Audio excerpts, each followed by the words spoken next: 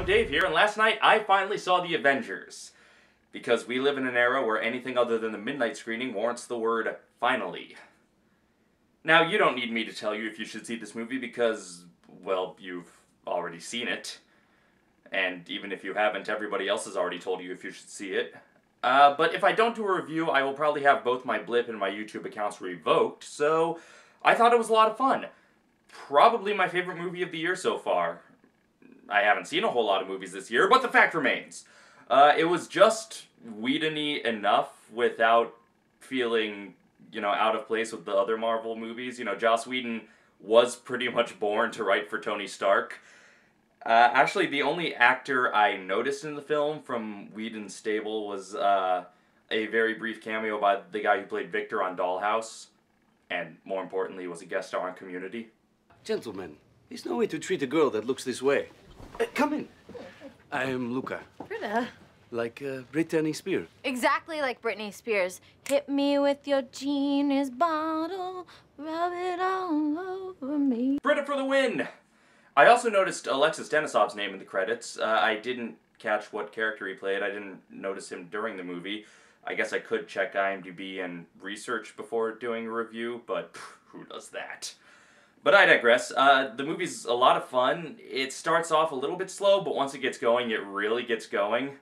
In fact, structurally, the movie reminds me very much of my favorite movie from last year, which was, of course, The Muppets. I'm not kidding, it's the same movie, just with a different beloved franchise that was later acquired by Disney and a different How I Met Your Mother actor. Phase 1 of both movies is about getting the band together. Gentlemen, you're up. Want to get back together? Okay. Phase 2 of both movies is about the group's internal conflicts. Kermit and Piggy's troubled past, Gary and Walter growing apart, animals struggling with drumming, and of course a bunch of Titan superheroes just not quite getting along yet. And Phase 3 is the freaking Muppet Show. Watching these beloved characters we grew up with work together to do the things we loved to watch them do when we were growing up. Whether it's putting on a variety show with quirky cover songs or beating the shit out of bad guys in downtown Manhattan. Now, I'm not sure what Hollywood's takeaway from the inevitable massive success of the Avengers is going to be. What it should be is that action movies are a lot more fun when you give some semblance of crap about the characters and give it stakes but also give it a sense of humor and give it to a director who's competent and worshipped by geekdom. But what it's probably going to be is, hey, people like it when we do a single sequel to 5 different movies. Which, I mean, it could be fun if we see more crossover movies, more franchises that aren't really direct sequels, but just a bunch of movies set in the same world. I think that could be a fun thing to do, a sort of, I mean, that's one of the things I liked about Kevin Smith, was how he creates this small but vast universe, if that makes any sense.